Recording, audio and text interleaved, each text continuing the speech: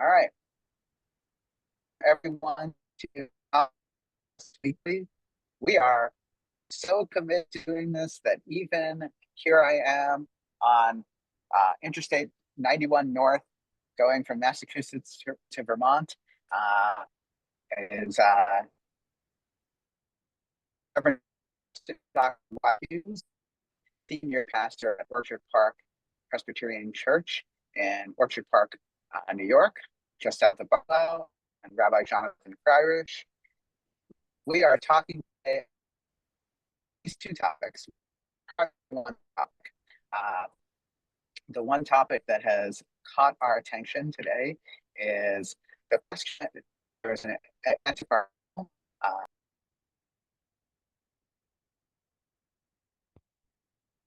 And we lost him. Hopefully he will come back. There he goes. He's back. We lost him for a minute. Sorry about that. I am back. Uh, so the article we're talking about is it's an article about a number of books looking at Brown v. Board of Education and whether or not it actually helped. Right. Specifically, whether or not just school integration, but integration in general helped the fate of Black Americans. Mm. So I want to start maybe before I ask you your opinions, which are much more salient than mine. I want to start at the conclusion of the article because I think it's worth saying that uh, the question of the fate of African Americans um, pre Brown v. Board of Education and post Brown v. Board of Education is a really big question because there's so much about African American communities that's different now than it Hmm. was before 1956 or Yes. 1954. And and I, trying to decide which of it is on account of school integration and which of it is like on account of other things is a big question.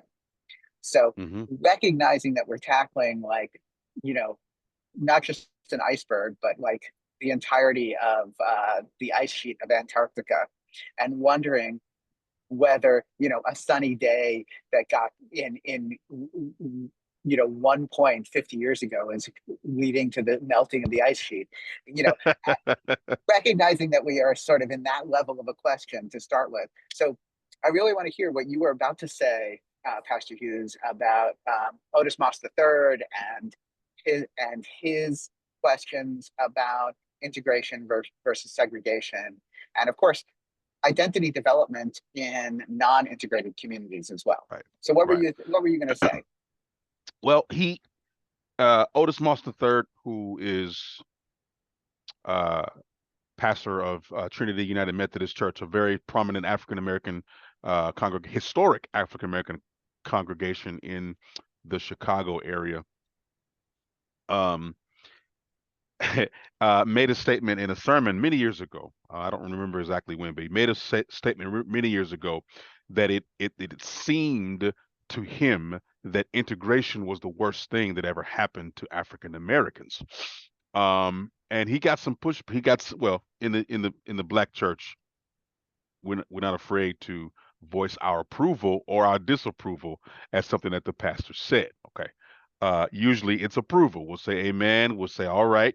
But if it's something we don't approve, we say mm-mm. So there was some and the consternation was due to the fact that Trinity United Methodist Church and the leaders of the church throughout the generations were very pivotal in the reversal of policies, racist policies in the city of Chicago. Their leaders often participated in nonviolent resistance during the civil rights movement, and so there's a long history of the Trinity Christian community really championing integration and fighting for the integration of schools and integration of residential areas and things of that nature. And so for here, the current leader of this church, following Otis Moss the second and Otis Moss the first, saying the integration was the worst thing that it could have happened to black people, was a very controversial statement. And he goes on to preach a sermon, which not relevant here, but the statement rings true, even in my understanding of it. Not because the efforts of our country towards integration, right? The efforts of our government was basically a forced integration, right? Troops having to be placed at the front of these schools to allow black students, Ruby Bridges and all of her classmates, to attend a white school. The reason why integration didn't really work well for black people is because there was no integration. And this is my point. My point is it didn't work because it wasn't a real or true integration. Integration means that you integrate. There's a sharing on both sides.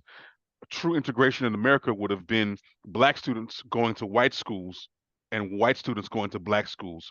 It would have looked like white schools getting funding from the government on par with black schools getting the same kind of funding from the government.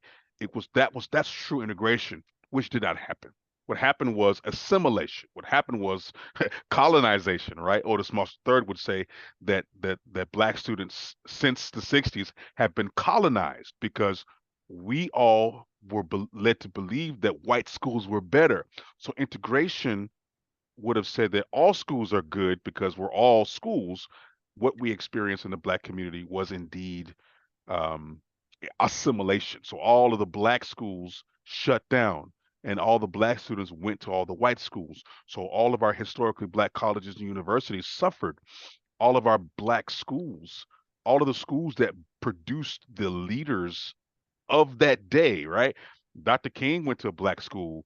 Abernathy, John Lewis, they all went to black high schools because those are the only schools we had. So our black schools were on par. But then when integration happened, all of our black students left the black institutions, and so the institutions failed. So I agree that yeah, integration killed us. Okay, so I'm gonna push back a little here. Uh, in my role as, you know, somebody who also is a member of a religious tradition where um, Dr. King went to uh, black schools and excelled.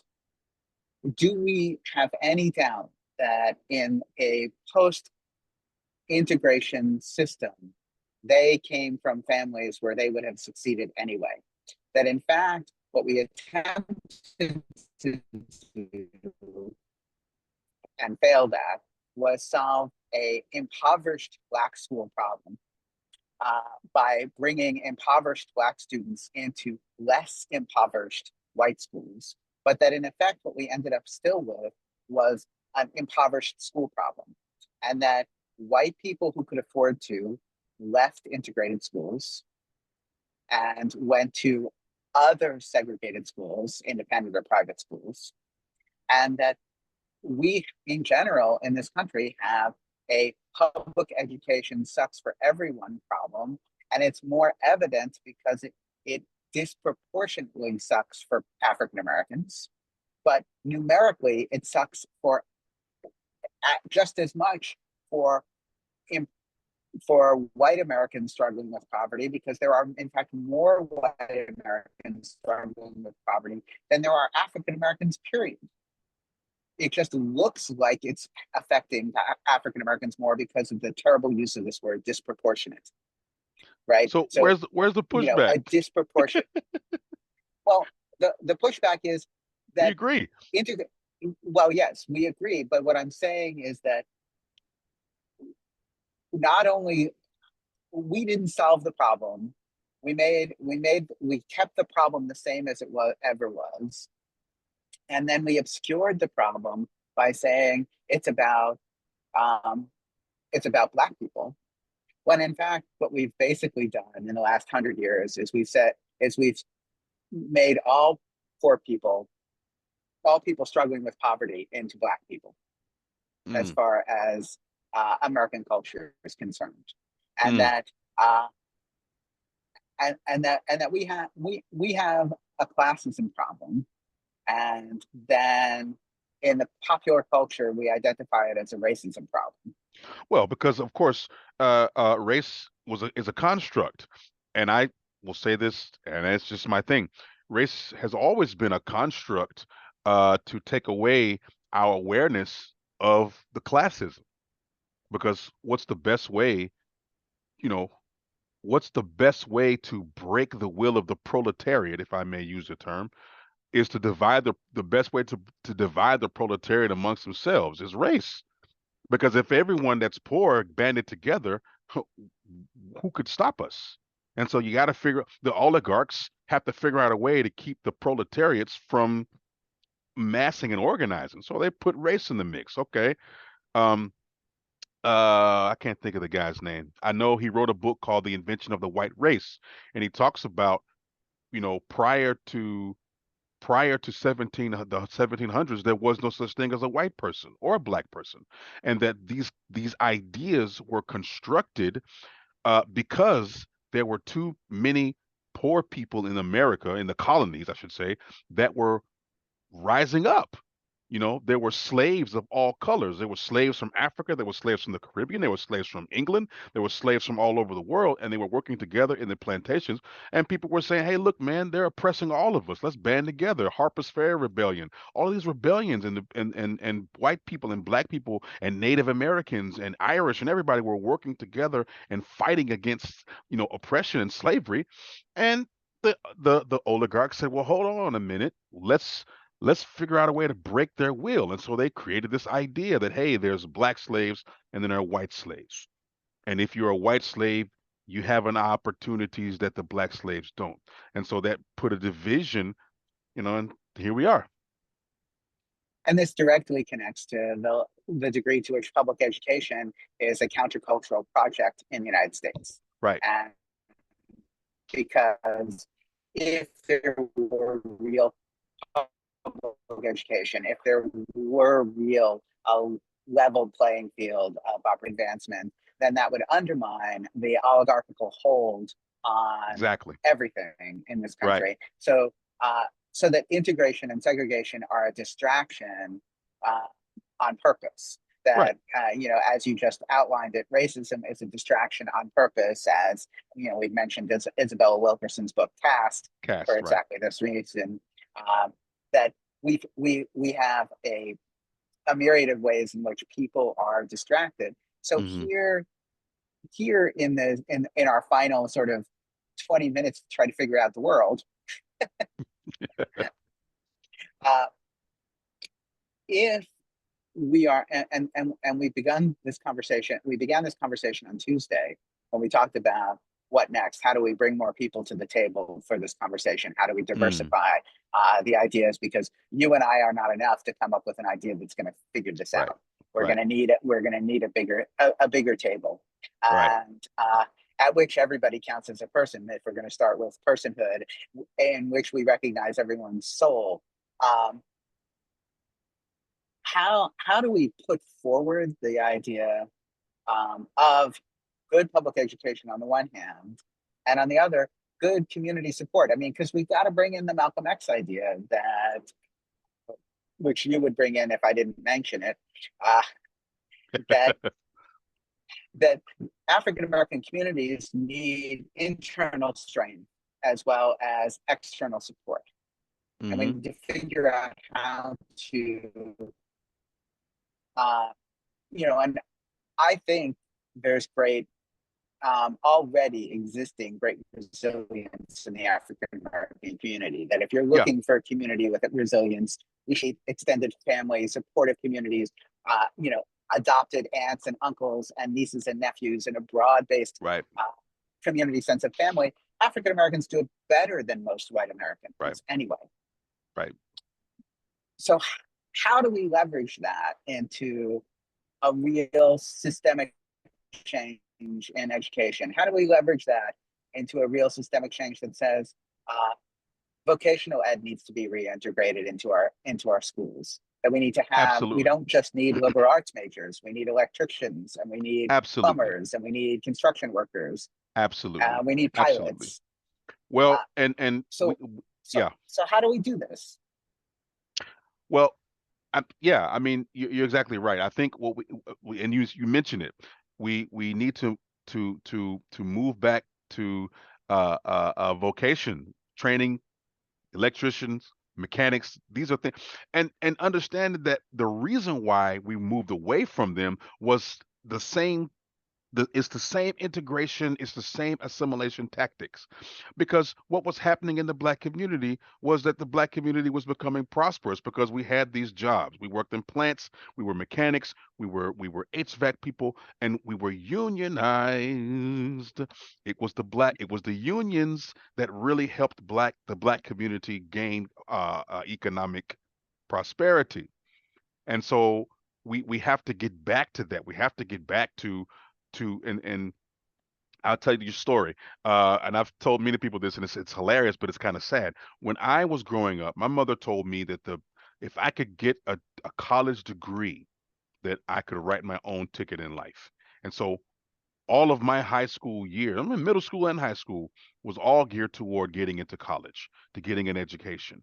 You get an education, then you can you can get a great job, you get a great job, you can have great benefits, and you can live a good life. And so I worked hard. I took my SATs, my ACTs, this, that, and the other, all my tests, and I scored pretty well. And I got to college, and I made it to college, and I made it to college on scholarship, and I was this great Guild Scholar at Clark Atlanta University, and I was a dual major, religion and philosophy and jazz, and I did all this other kind of crap. By the time I got out of college, my bachelor's degree didn't mean a damn thing. And I went to Why look not? for, well, because the goalpost had been moved. There were too many people in the less desirable demographics that were getting education, and so that's not what they wanted.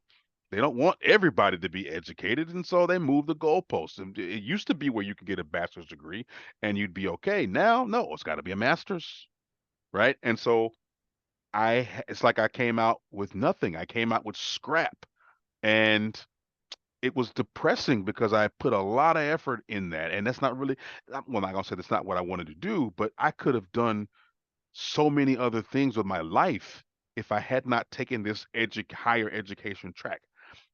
I have friends who didn't go to college and they were ridiculed for it. Now these friends are almost millionaires now, and they're retiring because they went to work as a mechanic, and they opened their own mechanic shop, and they have their own flourishing businesses. I have a friend who does HVAC in Arizona. He left the military, and he went to some Corinthian college thing before the scandal, got certified in HVAC. Well, you don't have to be smart to do HVAC, and he makes $200,000 a year doing HVAC in Arizona because it's always flipping hot. So smart move, right? And I wish I had been aware of that, because I probably wouldn't have gone to college. I would have done something else anyway. Um, you know, and so there's this idea there's this idea that the goalposts keep moving because you can't, everybody can't be educated. Well, yes, and of course there's a profit motive involved. And there's a profit motive involved. Yeah. And yes, we identified on the flip side, there's the conservative oligarchical want to keep everybody working class and poor Right. and struggling together on one side. And on the other side, there is quote unquote liberalism. It's not really liberalism, but whatever the left embraces, Yeah. which said that we were tracking people in a racist way into vocational ed. Right. Right. So we got rid of vocational ed because ostensibly it was racist. Right. Because we had teachers who were saying, "Oh, like Malcolm X's experience, right? Malcolm X, who Right. said, he was the best student in class, but his teacher said, go and become a carpenter, That's while right. he was telling white students to go and become a lawyer." That's right. And which is actually now we have right now, because of course Anand Garandas called DEI in the Trump administration. He said Trump's DEI is disorder, entitlement, and impunity. That's Clever. which he said the group shot debacle only highlighted what has been true for the entire season since the inauguration.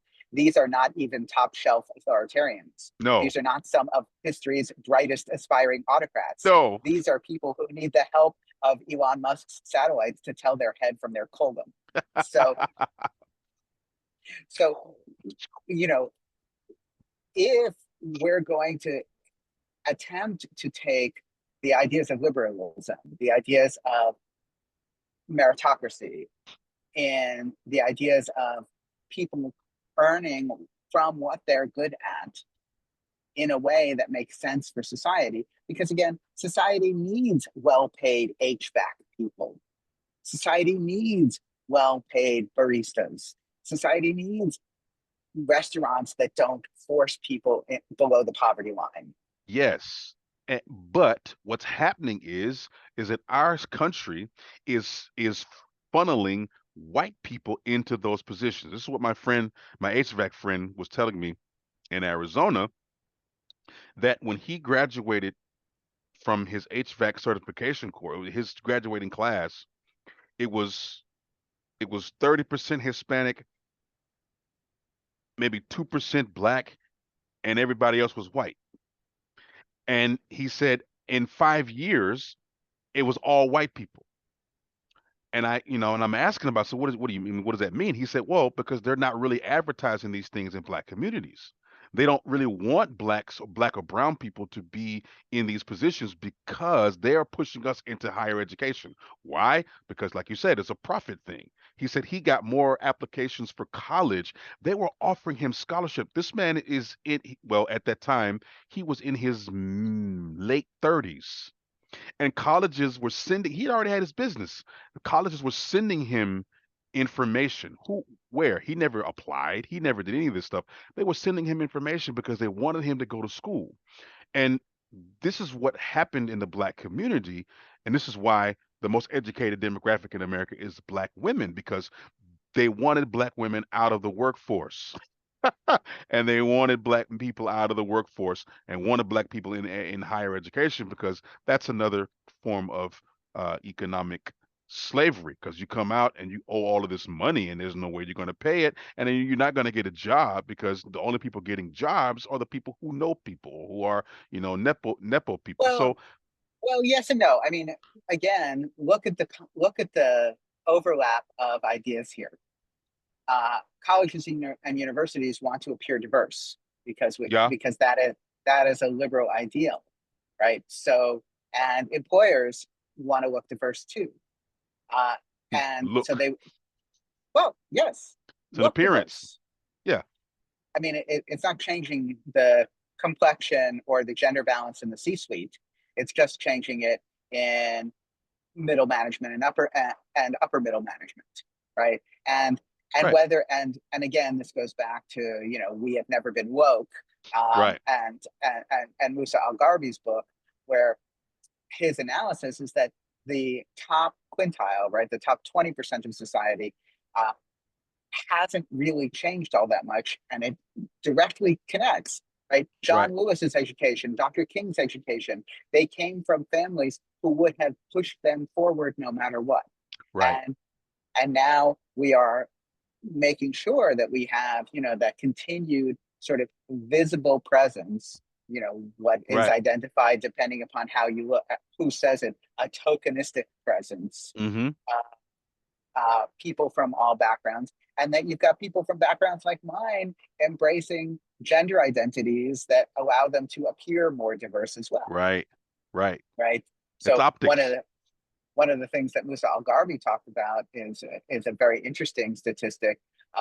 The number of people who are identifying as lesbian or bi or gay, but on an application or publicly, but don't show them actually being. Right. Which is really troubling in my mind.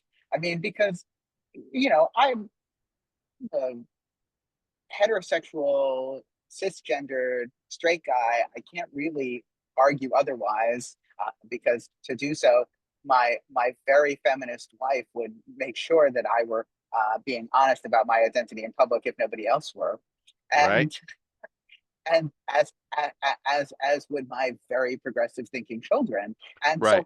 so, I can't lie on a job application about who I am. Nobody's gonna. I am not a member of the LGBTQIA plus Right. community, except that I am an ally and an Right. advocate. And but that's not enough to get me a job. If Right. I were to identify as bi, though, it might, Mm. because Right. suddenly I would check it. I would check a box. Right. And I I think we need to push our natural allies, our natural accomplices on this, to think more broadly about the implications of selling identity short. If Yeah. identity, if integration, if integration is about appearances, then we're actually not advancing anybody.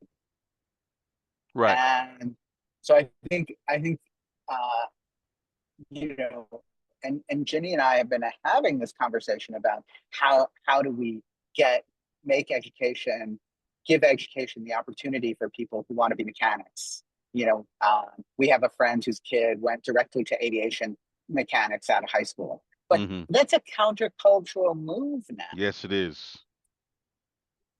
I have a nephew and my stepbrother is pushing him to really embrace becoming a pilot as a 15-year-old. Yeah. Uh, Right. Again, this is a countercultural move now. Right. Uh, You know, so how yeah. do we? How, I think we, so. I think we need to push our teachers to start saying that college is not the end point for everybody, Point number even one. in our advanced schools. Point number one, that college is not the end all be all for your future, that there are other things. Point two, I think, you know, teachers need to teach students more life skills. Life skills. Oh my gosh.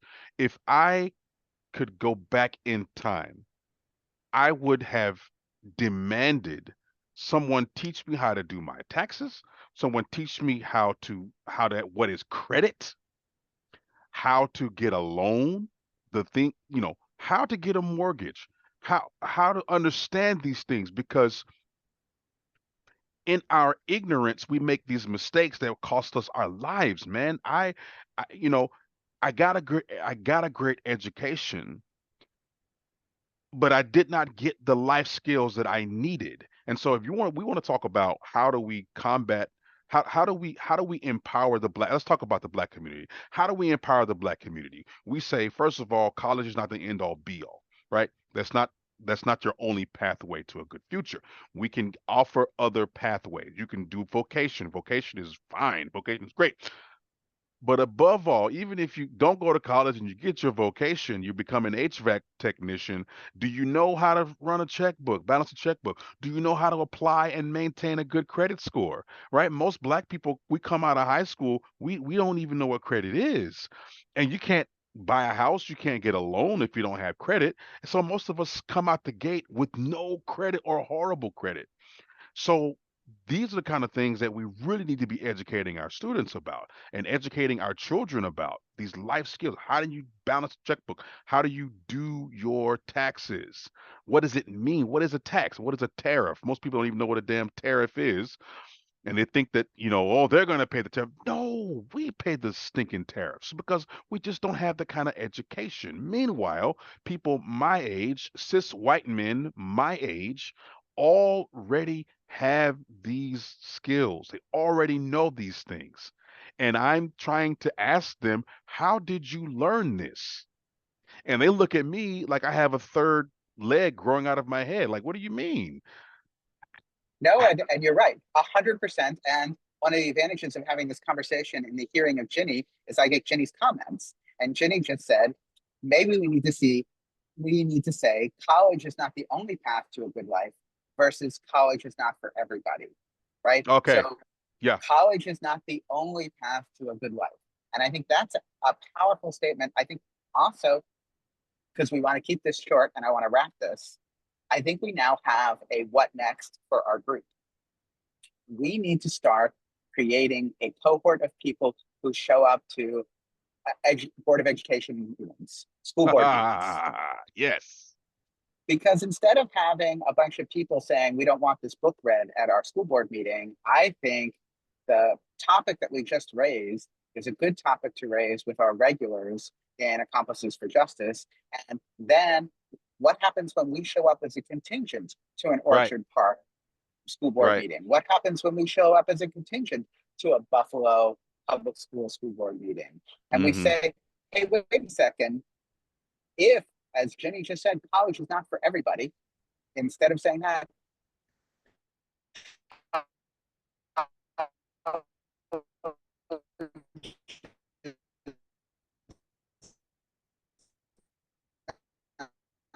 Uh-oh. Stay with us. only path to a good life, what is, and how do we help people prepare for them in school? I'm still with us. It's coming. It's in and out. Coming So, out. Okay, here we go. all right. So, what are the paths to a good life, and how does school help us prepare for that? I think this Right. is our next conversation. I think there's a I like that. conversation we. I think there's a conversation we have more broadly, and then we bring it to our school boards. I like it. Great, great, Okay, great. look at that. We came up with something. I know, right? And in 30 Uh, minutes or it, less. it, it takes a village. Yes, All it right. does. Yes, it Thank you does. to everybody who watches this, wherever you do. Thank you for how we're doing, what we ought to be doing better. You can leave us a note, either of us on Facebook. You can reach out to us at www.opendoorjudaism.org. Please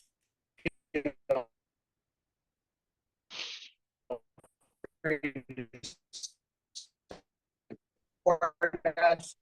And if you are a material supporter, you will get the Zoom link to this Yes, week.